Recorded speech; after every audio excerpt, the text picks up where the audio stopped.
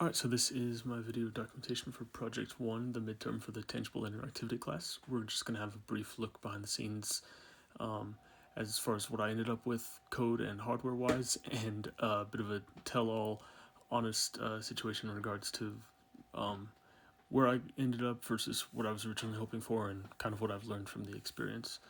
So starting off, what we've got here is just a quick preview of some of my setup and code. I've got the serial controller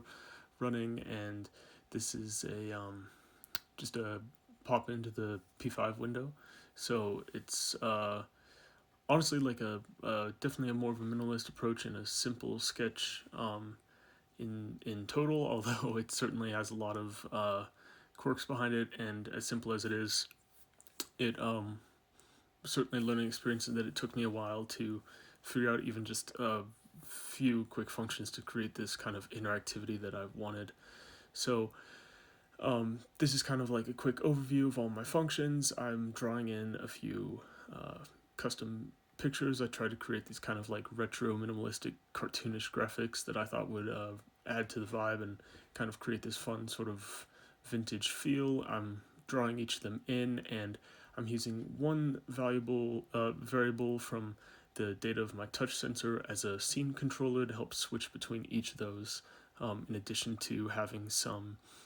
music functions for the audio in the background that I got off of the help and reference page. And moving on from there, this is a jump into one of the programs I was originally going to use from the Arduino code, and also sort of a very genuine and honest showcase of why I didn't end up doing that. Admittedly, this does mean that my silicone mold finger tracking piece ends up being kind of a cosmetic hand pad piece, although I do think it still adds to the kind of interesting organic aesthetic, and it allows me to focus on the data just from the touch sensor as a kind of interface and controller. But this is really the main reason why here, with this kind of honestly just confusing string coming from the serial monitor after using the serial write command, and then translating into P5 here over from there, just this kind of bizarre barrage of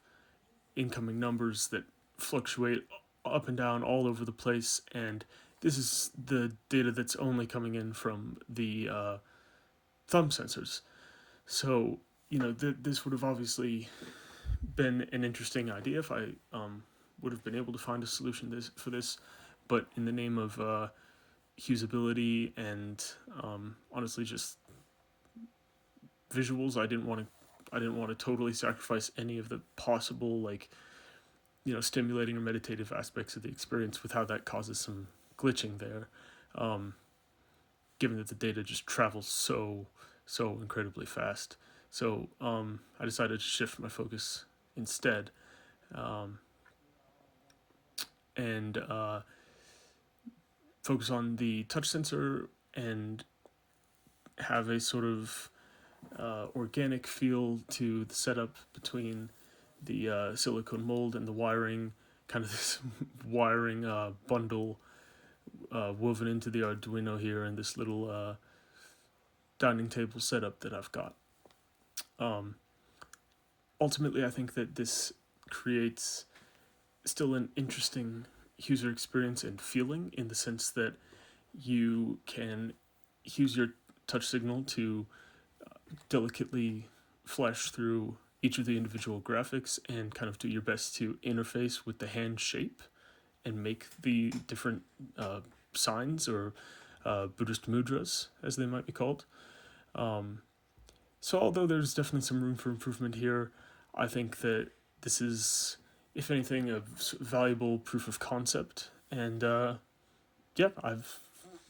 thoroughly enjoyed kind of crafting this experience. Who knows if it's something I'll someday plan on coming back to, and I hope you enjoyed it too.